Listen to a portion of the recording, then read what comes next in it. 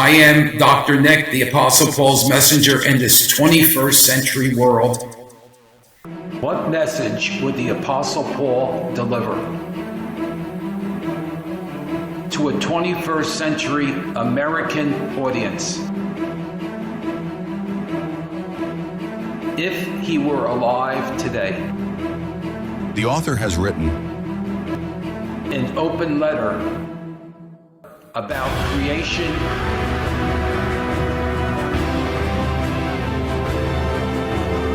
and life.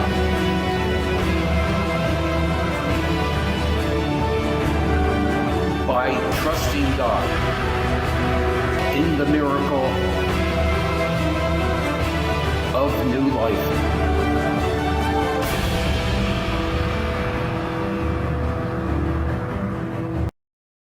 Greetings, this is Dr. Nick, the Apostle Paul's messenger here in the 21st century. This is the second episode of the year 2026. And in the last couple of episodes, I've been focusing in on some issues that I wanted to develop more and more as the year progresses.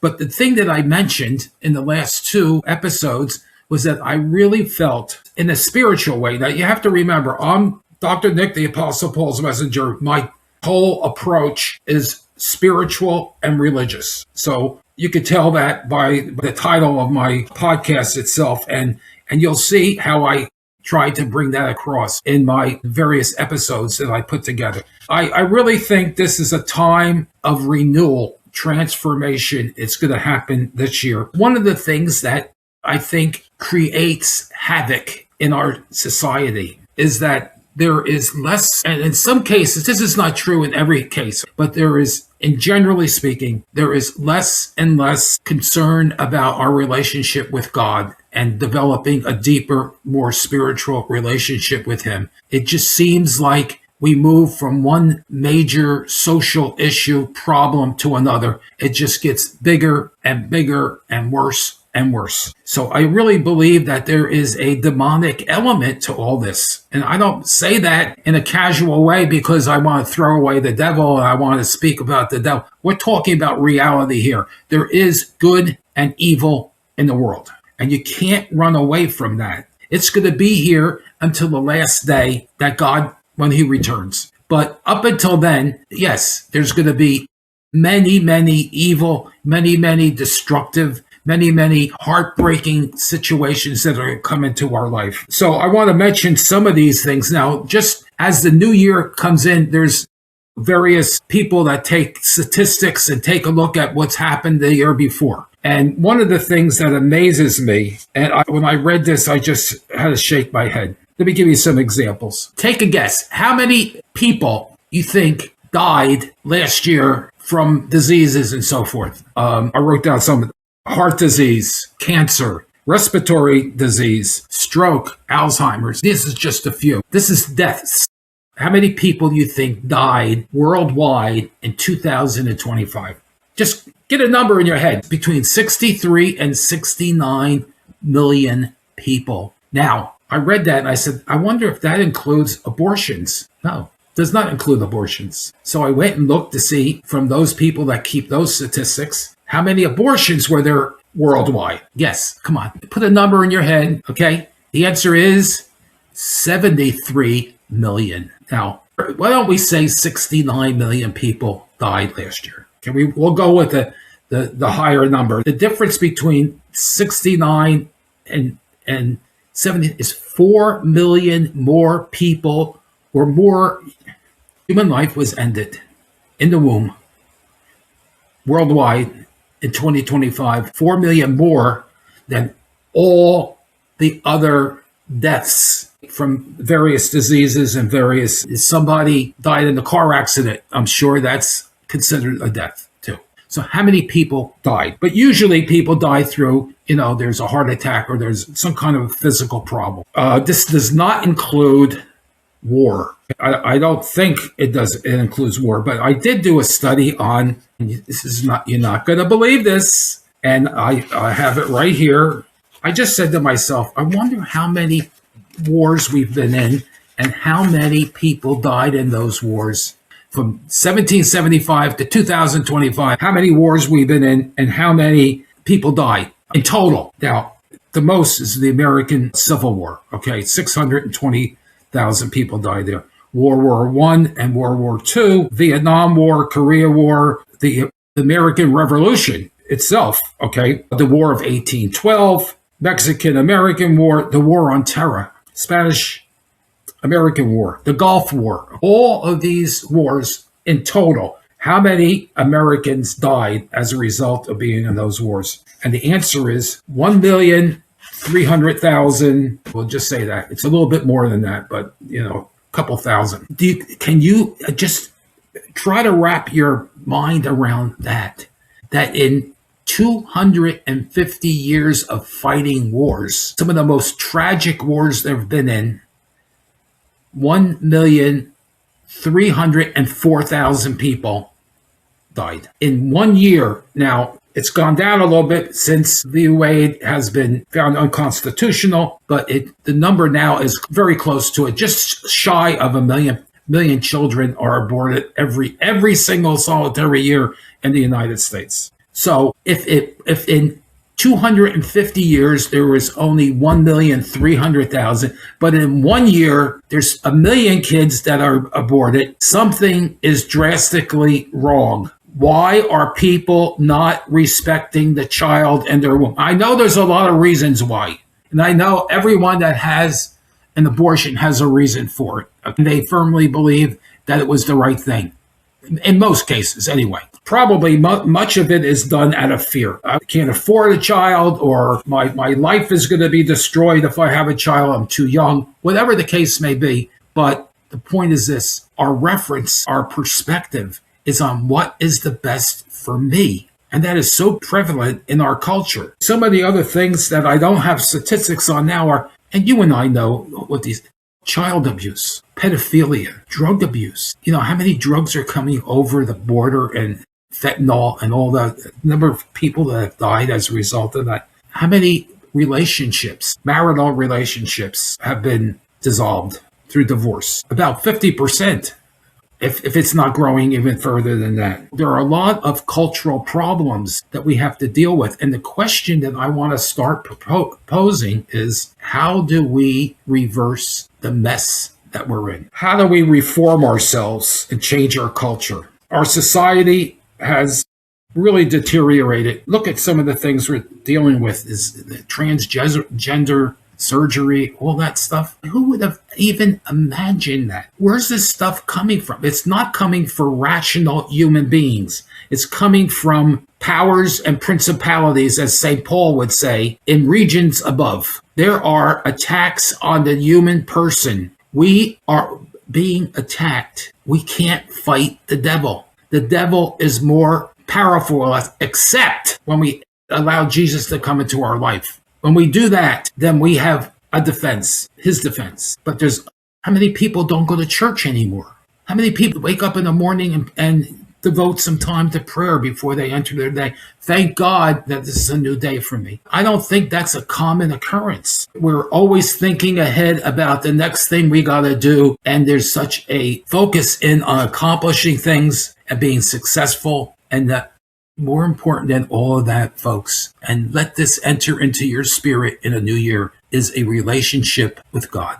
If you have that, you're well ahead of the curve. So the focus has got to be on the sanctity and dignity of the human person. Like I said before, you got to respect other people. Now, if they're committing offenses against God, well, you still got to love them. God says you got to love them. I'll judge them. But we got to know there are things that are happening that are against God's commandments, and everybody knows what they are. The other thing I did is I tried to analyze some of the major tragedies. I went back to 1917. I'll explain why later on in a couple other episodes why I picked 1917. Right now, I don't want to that's another aspect of what I can talk about. So we'll do that some other time, in the right time, in the right place.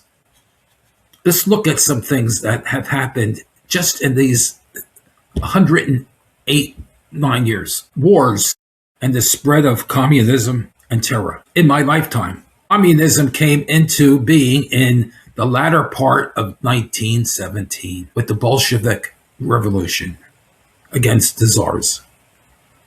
The latter part of, I think, in November of 1917. So, and communism's main characteristic is atheism, godless society, materialism. That's what we're going to focus in on. That man is fulfilled not by some mystical experience with some God, but man is fulfilled here on earth with material goods. And those material goods need to be spread among everybody, which has a whole nother economic situation to it. Then terrorism. Just take a look at what's happening since 9/11. Devastating.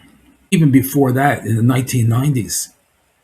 Fascism, Nazism during the 30s and 40s throughout Europe. How many people were killed? How many Jews were killed? The Korean War. I mentioned some of the wars in Vietnam and so forth, and how many millions of people have died. But so war and terror has dominated much of the last 100 and some years. World War I, World War II, and many of the other conflicts that we've had with terrorism. The other thing is morality. I want to say sexual morality, but I want to say something about sex is good. God created it. It's pleasurable and it's good when it doesn't go against God's plan. If it goes in line with God's plan, it's wonderful. Trust me. But there's something about frenzied. People want, like I said before, if it satisfies me, it's good. That's why you could justify abortion, because it's going to make my life good. Forget about the fact that there is from a scientific point of view, and I've done research on that, and you can go back and look at my other podcasts all about that. From a scientific, life begins at fertilization, according to international scientific studies. Go on my website. What you should be seeing now below is all the whatever I'm talking about. You should see the text, okay? And then at the end, you're going to see my website. Go on the website. In one of the different areas that make up the website, there's different articles. And look at those articles, and it explains what the scientific data. I gave you summaries of those things so you can read it. It's not from some church. It's not a catechism. It is scientific research studies. Life begins at fertilization. So we have a human being in us. Even though we don't think we do, or we can't feel it, or whatever the case may be, or if it satisfies me, it's all right. 73 million abortions worldwide against 69 human beings dying from various causes and diseases. Natural death, as opposed to making a choice to end the life of a child. So we're out of control. There's no question about that. So look, modesty in dress. Some people, they're walking in front of you. You can see everything they own. Even dancing sometimes. There's gyrations. There's all kinds of things, imitation of sexual pleasure. Let's be honest about it. So there's been a lot of problems. Look at all the young people, high school and college age kids that get into all kinds of mischief, all kinds of problems with disobeying the law, vandalism, all the crazy things that go on in our society. Demonstrating, causing havoc in the streets. Look what's going on in Minnesota right now. There are laws, folks. Hey, we're talking about Dr. Nick, the Apostle Paul's messenger. There are laws, just like St. Paul would talk about. There's the Mosaic law, which he studied and which he avidly understood. It was given to the Jewish people for a reason. They knew what was the difference between right and wrong and how to improve their lives. Laws are not here to destroy us. Laws are made to build us up, enhance us, enliven us, enrich us, transform us, renew us. Let's think of all the great things that it does. Modesty in dress. Some people go to church with shorts up. It looks like they got their bathing suits on. I mean, it's like, where's the reverence we're trying to get? Well, thank God they're going to church, though. Right now, there's about 25% of people go to church on Sunday. It used to be like 50 or 60%. Now it's 25. So we are deteriorating, folks. We are moving in the wrong direction. We need to reverse it, and this is the year to do it. 2026. And I'm going to start building a case for that. But right now, let's take a look at the economic collapse, the Great Depression in the 1929. Everyone's focusing on how much more can I build my portfolio. I mean, that's more important than how much can I build up my spiritual life. What about the economic collapses that we experienced in the 70s, in 2007, 2008, in those time periods? Like I said, religion. People are not as willing to put their feet into the religious arena. It's in the worldly arena that most of our attention goes to. We really got to pray for marriages, for children, for any kind of abuse that goes on in our society. Do everything you can to end abortion, please. So this year is, I think I wrote down the word here, it should be a year of love. St. Paul talked about it, Corinthians 1, chapter 13. Of all the great things you can have, all the accomplishments you can make, of all the gifts that you have, the most important and that will last forever is love. Why? Love is God. So if you have God, you will love in the right way. You will love God. You will love your life. You will love yourself. You'll love your family. You'll love your neighbors. You'll love your work. You'll love everything because your focus is not on yourself. Your focus is on others and on God. Please let God be your primary focus. So we're going to build on this. So what I did today was give you some ideas on the tragedy of abortion worldwide, the ungodliness of our country, how we've moved away from religion, how we've profaned ourselves morally in our dress, in our sexual expressions. How much focus have we given to the economy and not to the economy with God? Look at the wars, things that we're doing. Look what happened in Venezuela. This guy, Nicolas Maduro, those people were suffering. He used all the great money he had from that oil. Yes, I'm talking a little politics, okay? You don't like it? He did not share that wealth with his people and give them life and give them food and give them education and he gave them poverty. And now they're cheering the fact that he's not around anymore. That's demonic, what he did to the people. So you have some more facts. There's going to be change. Let's approach it in a good way and enjoy it. So what I'd like you to do is do me a favor. Visit my website. Dr. Nick Apostle Paul's Messenger.com. Now you might think that's such a long, no, it's easy to remember. Dr. Nick, Dr. Nick, all one word now. Dr. Nick Apostle Paul's, no hyphen, Paul's Messenger.com. Apostle Paul's Messenger. Just think of it. Apostle Paul's Messenger. I'm Apostle Paul's Messenger in the 21st century. I'm going to bring you the Apostle Paul's focus. He was around in a different time, and I'm going to use some of the things that he spoke of and the advice he gave for our times. Now, when you go on my website, I just mentioned it before that there's articles there. You can read scientific articles on human life in the womb, one whole thing about euthanasia, which is another aspect, assisted suicide. Can you imagine that? Doctors actually say, I can give you a cocktail and you'll be fine. No more worries, no more suffering. No, you don't have to go through all this. God has a reason. We have to trust that God is there every second, watching over us. He knows what's happening.